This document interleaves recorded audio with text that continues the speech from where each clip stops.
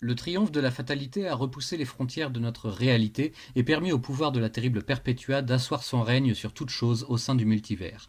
Lex Luthor, devenu son agent et commandant de son armée de prédateurs alpha, sait que quoi qu'il arrive à présent, le sort est scellé et l'avenir est en marche. Mais il reste toutefois une menace qui n'a pas été éliminée à l'issue de la guerre cosmique qui vient de se jouer. Le Batman Kiri, sinistre version du Chevalier Noir venu d'un autre multivers, bien plus sombre que celui que nous connaissons, est toujours en liberté et il sème ses infectés autour de lui, prenant peu à peu le contrôle des plus grandes forces de la Terre pour attirer l'attention des puissances cosmiques. Dans quel but? Lex est mandaté par sa déesse pour éclaircir ce mystère et mettre fin à l'épopée du Batman Kiri avant qu'il ne devienne un obstacle sérieux.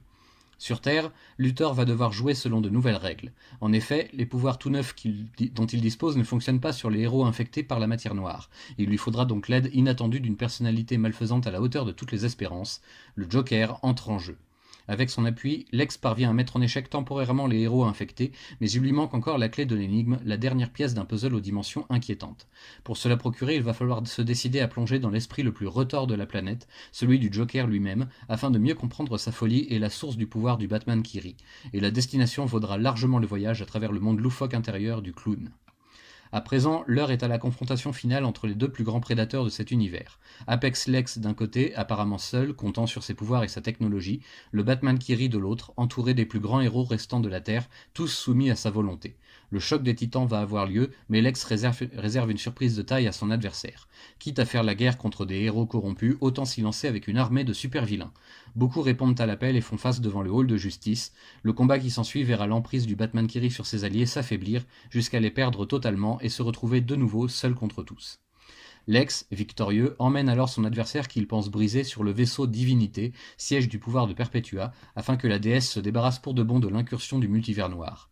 Mais le Batman Kiri n'a pas dit son dernier mot, et en réalité, il se trouve maintenant exactement où il le voulait depuis le départ. En quelques mots bien sentis, il brise la confiance établie entre Lex et Perpetua, et s'arrange même pour devenir le nouveau héros de la déesse toute-puissante, alors que Luthor est privé de ses pouvoirs et redevient un simple humain, exilé sur Terre dans l'attente du jugement final, comme tous les autres. C'est la fin du règne d'Apex Lex. Vive le Batman Kiri.